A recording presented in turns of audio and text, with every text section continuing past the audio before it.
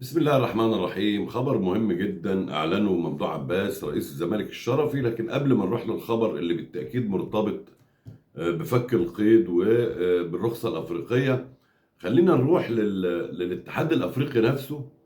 وتطمينات طالعة من جوه لنادي الزمالك ومسؤولي نادي الزمالك إنه كل ما يدور حول التشكيك في أحقية الزمالك في اللعب في دوري الأبطال كلام لا علاقة له بالواقع. الاتحاد الأفريقي حسمها الزمالك في بطولة دوري الأبطال حتى وإن تأخر في سداد المستحقات، وبالتالي شرطتين ومن أول السطر الاتحاد الأفريقي بيستعد لإبلاغ الزمالك بمد فترة الحصول على الرخصة الأفريقية من 31/5 إلى 30/6، وده بناء على خطاب وطلب من نادي الزمالك علشان يستطيع انه يسدد ديونه للاعبين والمدربين والانديه الاجانب اللي لهم احكام نهائيه وصلت الى 14 حكم.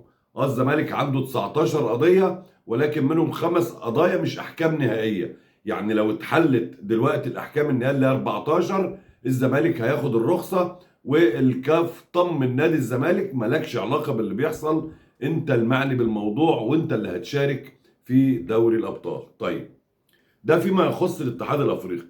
تعال نروح للنادي الاهلي. ما زال برضو الكركبه موجوده، وحصول الزمالك على لقب بطوله الدوري الحقيقه يعني بيتعالج في النادي الاهلي بشكل لا يتفق مع الاهلي الكبير، ولا مع تاريخه، ولا مع ادارته، ولا مع اعلامه. النادي الاهلي اللي اتعود على الاستحواذ وخطف اللاعبين وتحريض اللاعبين، والنهارده وبرضه خطف واستحواذ على بطولات برضه بشكل غير لائحي. وده حصل السنه اللي فاتت لما فجاه تحولت اللائحه من معاقبه ب6 نقاط ل3 نقاط في حاله الانسحاب. فبعد ما انسحب الاهلي قدام الزمالك طبعا حصل تحريف، ونقول كمان غير التحريف، نقول تكييف قانوني كده عملته رابطه الانديه عشان ترجح كفه الاهلي على حساب بيراميدز، والدرع يروح للاهلي وقد كان. لكن السنه دي انت خطفت درع، والسنه دي عايز تخفص دوري ابطال، وقبلها خاطف امام عاشور وخاطف زيزو ايه سياستك اللي واقفه على الخطف؟ انت ما بتعرفش تعمل حاجه غير انك تخطف سواء لاعبين او بطولات. والعجيب بقى ان جماهيرك مصدقاك. الغريب بقى ان بعض الناس اللي ماشيه ورا الاخ اللي بره الهربان، الراجل اللي مش راجل ده، اللي اسمه علاء مش عارف كاذب ولا علاء ايه، الناس ماشيه وراه ومصدقاه، وبقى مصدر من مصادر الموثوقه في النادي الاهلي لجماهير النادي الاهلي، لان عنده علاقات متميزه جوه مجلس اداره النادي وهو بره مصر، وما تعرفش عايش فين، اذا كان في تركيا ولا في لندن ولا في قطر ولا في انهي مصيبه، محدش يعرف. لكن اللي نعرفه بس ان الاخبار بتطلع كل يوم الصبح تتمرر قبل ما تروح لجيم جيم، تروح لعلاء صادق يطلع يشرب القهوه ويعمل الفنجان بتاعه ويطلع الكلمتين اللي كلهم سفاله وقله ادب ولسانه اللي بينقط سم وضد نادي الزمالك وجماهيره، نوع من انواع المتاجره. كان بيتاجر بالاهلي وجماهيره قبل ما يسافر من مصر، ودلوقتي بيتاجر بالزمالك وجماهيره بعد ما راح بره مصر وهرب، لانه لو جه يتعلق من هدومه. فهو ده المشهد جوه النادي الاهلي. برضه ما زالت المعركه والخناقه بتاع ان انا الاحق بالمشاركه منك باماره ايه يا تالت. يعني سيبك من التعثر، انا متعثر لان انا نادي، انا يعني في اللفظ اللي هقوله محدش يحرفه غلط، نادي شريف، نادي بيلعب كوره بس، نادي مديون لان ما عندوش. لكن تعالى بقى للرد اللي صدر امبارح. هننقل بقى مع حضراتكم لمرحله تانية ومرحله مهمه جدا جدا جدا. الرد الصادم اللي طلع امبارح على لسان مدحت شلبي. الحقيقه مدحت شلبي اجرأ اعلامي مصري في الوقت الحالي، بيقول اللي المفروض يتقال على لسان اي اعلامي شريف. طلع مدحت شلبي امبارح مسك قضيه النادي الاهلي وشطفه، يعني فتح النار على الجميع، على مجلس الاداره وعلى رئيس النادي، وقال لك تعالى بقى، انت دلوقتي انت النادي الوحيد في مصر اللي عندك 8 لاعبين بتصرف عليهم، 8 لاعبين اجانب بتصرف عليهم رواتب. اللائحه 5 وحضرتك بتدفع ل8، لانه بنضيف لهم جراد ياشار واشرف داري ورضا سليم اللي بيلعبوا بره، وانت بتدفع لهم المقابل المادي بتاعهم 7 8 مليون دولار. قال لك المدربين اللي خدت منهم اللي خدوا منك برضه 7 مليون دولار 3 مدربين اجانب على مدار فتره زمنيه قصيره. والنهارده بياخد كمان الراجل ريبيرو المدرب السابق حكم نهائي على النادي الاهلي بمليون دولار. ضيف على ده كمان قال لك ايه؟ قال لك انه في 7 مليون دولار كمان للمدربين، يعني الاجمالي 15 مليون دولار. طيب قال لك لما تيجي بقى ترتب كمان رواتب اللاعبين، خلي بالك الاجانب طول الموسم مع ال الارقام اللي قالها هيوصل الاجمالي النفقات اللي انفقها النادي الاهلي من الوعاء الدولاري بتاعه 25 مليون دولار. لما تيجي تترجمهم هيطلعوا لك مثلا مليار، مليار ونص. قال لك المصروفات دي كلها وبتعامل مع جماهير بمنطق بص العصفوره. انا دخلت الناس وجماهير النادي الاهلي في حرب مش بتاعتهم، نوع من انواع التضليل اللي هو ايه يعني. مجلس الاداره بينأى من نفسه من الحساب والعقاب والمواجهه، فبدأ يدخل جماهيره في ازمات لا طائل من وراها. زي انا عايز الرخصه الافريقيه تتحجب عن نادي الزمالك، انا عايز العب مكان الزمالك. خلي بالك ده جوابات رسميه طلعت من النادي الاهلي للاتحاد المصري والاتحاد الافريقي بيطالب بمنع الزمالك من الحصول على الرخصه الدوليه ما لم يسدد كل غراماته وتطبق عليه اللائحه بشكل عادي جدا جدا جدا. النادي الاهلي اللي بيطالب بتطبيق اللائحه، النادي الاهلي اللي داس على اللائحه في قفا محمد الشناوي احد الحكام اللي المفروض ما يلعبش كره تاني، بيطالب بتطبيق اللائحه. النادي الاهلي اللي اتفصلت له لائحه مخصوص في نهايه الموسم علشان ياخد الدوري وتبقى اخصم منه 3 نقاط مكان 6، والنادي الاهلي اللي بيطالب بتطبيق اللائحه. اللعيب اللي ساب الديري اللي خد مباراتين وما تطبقوش وبطالب بتطبيق اللائحه. فانا رايي ان لو طبقنا اللائحه على النادي الاهلي والله هينزل تحت يا جماعه، مش هيلعب في دوري الدرجه الاولى. ومع ذلك فكره ان انا العب مكان الزمالك مستحوذه على دماغ صانع القرار الاهلاوي او بيضحك بيها على عقول الناس. مدحت شلبي قال لك خليك شجاع، خليك جريء، لان اللي انت عملته السنه دي فاضح انك تخرج من موسم صفري، كاس رابطه، كاس اتحاد، دوري ابطال، دوري مصري. الاهلي في تاريخه ما عملش هذا الموسم الكارثي، ومع ذلك انت طالع بتدور على علاج لمشاكلك عند انديه ناجحه. انديه عندها 19 قضيه قيد، ما عندهاش مدرب بياخد 7 8 مليون دولار، ما عندهاش لاعبين اجانب بياخدوا 8 مليون ولا 9 مليون دولار، ما عندوش وما عندوش اي حاجه، ما عندوش حتى مستحقات يدفعها للاعيبته. مع ذلك الزمالك بياخد دوري، بدل الناس ما تساعد وتقول برافو عليك فانا عايز اغتصب حقه في المشاركه في دوري الابطال، علما ان الاهلي بيقحم نفسه في قضيه مش بتاعته. الزمالك في دوري الابطال رغم انف اي حد، الزمالك في دوري الابطال. انت المفروض تشغل بالك بتطوير نفسك، عملت ايه؟ الموسم بتاعك عامل ازاي؟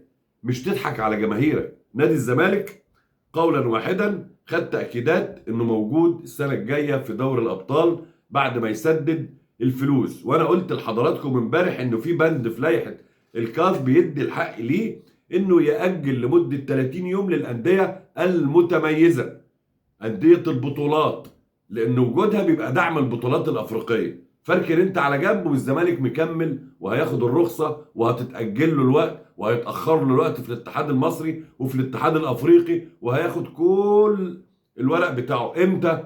لما هيسدد كل المستحقات والغرامات اللي عليه، مش بالدراع. المسألة مش بالدراع. طيب خلينا نروح بقى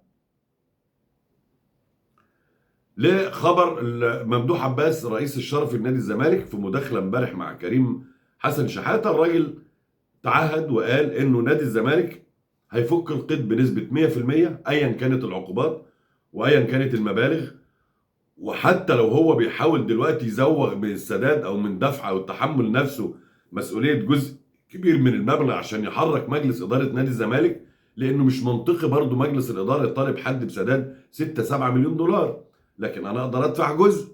فده اللي انا قلته، وقلت ان ممدوح عباس تكفل بسداد 2 مليون دولار، ده واضح ويعني مفيش جنيه فوقيه. طيب مجلس الاداره انت عندك حوالي 4 مليون دولار، طلع بقى من تحت البلاطه والناس تطلع من عندها من شغلها من جيبها، من لانك في النهايه القرار الجديد بتاع وزاره الشباب انه مفيش مجلس هيمشي الا لما يدفع مديونياته او هيتحاكم على الديون الانديه، فبالتالي مجبر او مكره اخاك لا بطل، انت مضطر تطلع من تحت البلاطه وتساهم وتدفع. ممدوح عباس كمان قال لك انه الرخصه الافريقيه قريبا جدا جدا جدا. وبالمناسبة هو له اتصالات برضو في هذا المجال علشان يساعد نادي الزمالك.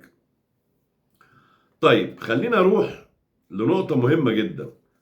كابتن حسام حسن كلف محاميه، المحامي بتاع اللعيبة والمدربين، الراجل اللي بيخسر كل قضاياه ده، أشرف عبد العزيز، وقال له انه هيقاضي عدد كبير من الناس اللي بتتناول اختيارات الجهاز الفني واللي اتهمهم بالتحريض والفتنه. تخيل الكلام عن منتخب مصر.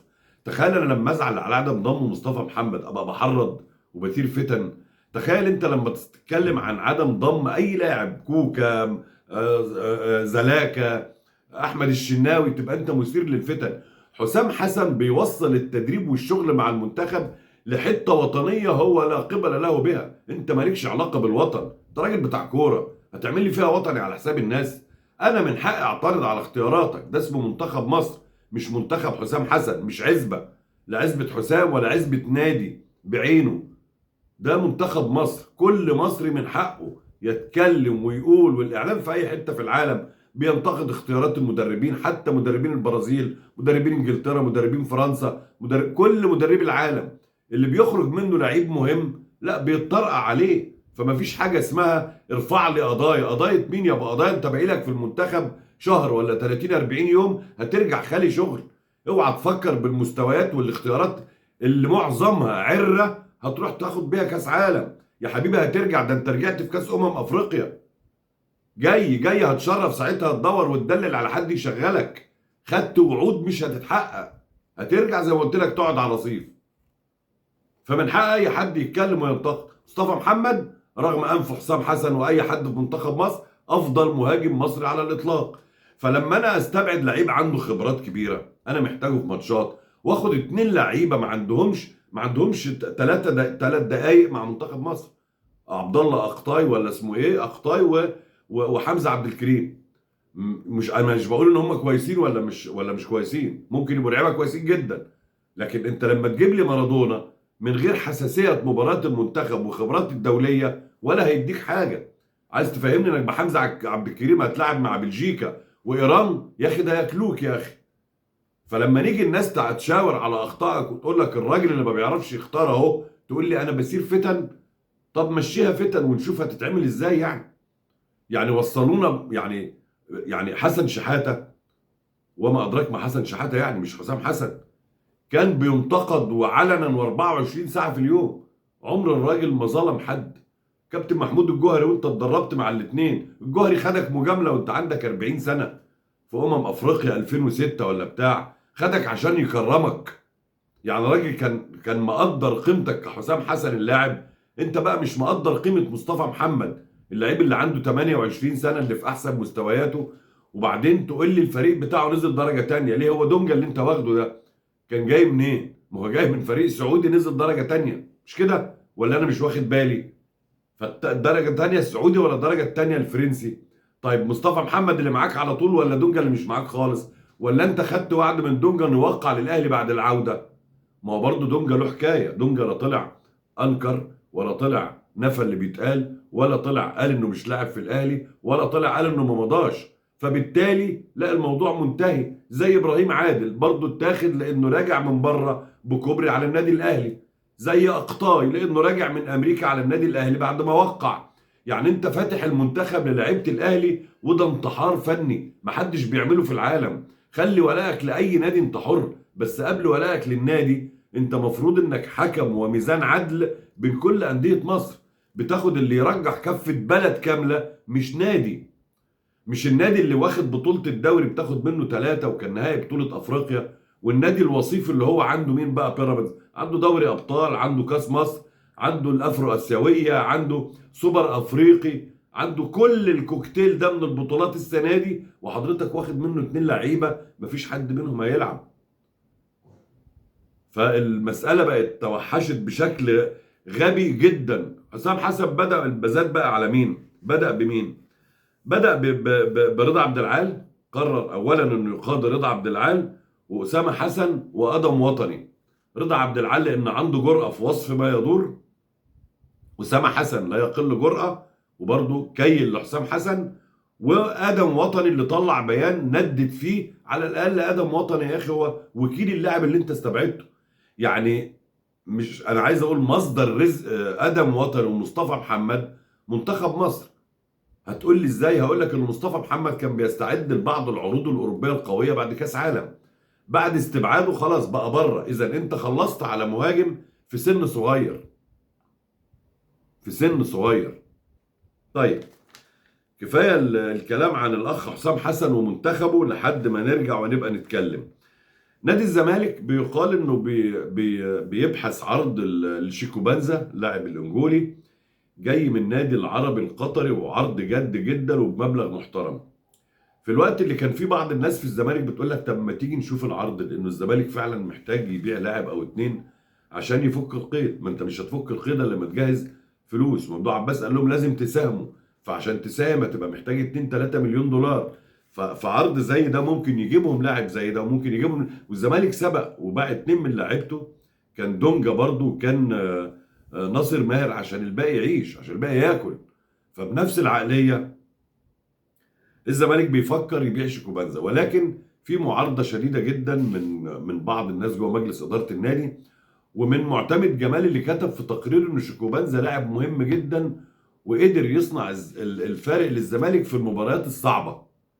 يعني لو نفتكر جول انبي، جول بيراميدز التاريخي اللي حط الزمالك على الصداره، لما نفتكر اجواله المؤثره، الاجوال اللي عملها البزيره سواء في الكونفدراليه او في الدوري، هو في المباريات الصعبه اثبت انه لاعب كبير ويمكن الاعتماد عليه. فاغلب الظن انه مصير شيكوبانزا هيبقى مرتبط بانه الزمالك ينجح او يفشل في تجميع الفلوس المطلوبه لسداد غرامات القيد قبل نهايه المده اللي هيحددها الاتحاد الافريقي والاتحاد المصري. طيب ارجع تاني لمصطفى محمد واقول لحضراتكم ان مصطفى محمد اتكلم مع اداره نادي الزمالك ووعدهم انه خلال ايام ممكن يرجع يوقع للزمالك ما لم يتحصل على عرض اوروبي قوي، مش عرض اوروبي عادي. مصطفى محمد مش هيروح انديه الدرجه الثانيه والدرجه الثالثه، مش هيطلع بره الدوريات الكبرى الا لو راح تركيا وفي نادي كبير زي اللي كان فيه. فبشكتاش، جالاتا سراي، انما الانديه الصغيره لا، مش هيلعب، مش هيروح لها. فبالتالي هو بينتظر ايام، ولو فشل في الوصول لعرض قوي لانه السي في بتاعه موجود على مائده اكتر من نادي في اوروبا، هيرجع ويوقع لنادي الزمالك دون قيد او شرط. يعني لا هيبقى له شرط ولا بتاع، بالعكس هو يعتبر انه الموسم اللي هيلعبه النادي الزمالك هي مرحله انتقاليه للعوده مره اخرى عبر بوابه النادي الكبير الزمالك. وطبعا كلنا عارفين ان مصطفى محمد بيدفع ثمن عدم رضوخه لطلب حسام حسن بالتوقيع للنادي الاهلي، ورفض التوقيع اكتر من مره، وذهابه لاستاد القاهره عشان يحتفل مع الزمالك ولاعبيه في نهايه الدوري. فكانت الضربه القاضيه اللي طاحت باحلام مهاجم مصر الاول من بطوله افريقيا. الغريب بقى انه كل المسؤولين عن الكره في مصر في اتحاد الكره بالكامل سكتم بكتم. هم نفس المسؤولين اللي ضغطوا على حسن شحاته عشان يضم حسام حسن في افريقيا 6 و2006. انا قلت 86 ولا 96؟ 2006. وكان برضه بلغ من العمر ارزله، ما كانش يلعب كوره لكن انضم عشان يتكرم. لكن محدش ضغط عليه عشان ياخد المهاجم مش الافضل. انا مش هقول الافضل، مصطفى محمد المهاجم الوحيد في مصر، المهاجم الوحيد. تعرف لو ضميت حد تاني، لو ضميت لاعب بيلعب راس حرب احمد ياسر ريان هداف الدوري، اي مهاجم تاني عنده سكور في ده ماشي، انما انت ما عندكش. فرايح تاخد 2 شباب عشان تقول ده انا بعمل. المرحله الانتقاليه ما بتعملش دلوقتي، انت محتاج لاعبين عندهم خبرات، مش شباب ممكن تقتل طموحه من اول بطوله. عموما نادي الزمالك الفتره اللي جايه زي ما قلت لحضراتكم في كمان مفاوضات مهمه مع عدد من اللاعبين الاجانب، لانه نادي الزمالك دلوقتي عامل قايمه هيحاول يسوق بعض اللاعبين عشان يبتدي يشغل المراكز اللي عنده، من مركز قلب وسط الملعب مركز 6، من المراكز المهمه اللي هيشتغل عليها الزمالك، ومهاجم صريح قوي، ووينج شمال. وانا قلت لحضراتكم ان في كلام عن وينج شمال برازيلي على طريقه خوان بيزيرا. حركه دائبه، الزمالك مقتنع تماما، مجلس اداره وجهاز فني، انه محتاج شويه تدعيمات قويه سوبر، لانه اللي جاي مختلف، اللي جاي دوري ابطال. النادي الاهلي باللي عنده يقدر يلعب كونفدراليه، والنادي الاهلي عنده خبرات كونفدراليه على فكره. هو اول نادي مصري لعب وفاز باللقب. الاهلي فاز بالكونفدراليه سنه 2014. يعني انت اصلا ابن البطوله، انت ابن الكونفدراليه. انما الزمالك في القرن اللي فات كان نادي القرن في دوري الابطال. يعني هو اللقب بتاعه والملعب بتاعه والبطوله بتاعته. اشكركم ودايما نلتقي على خير.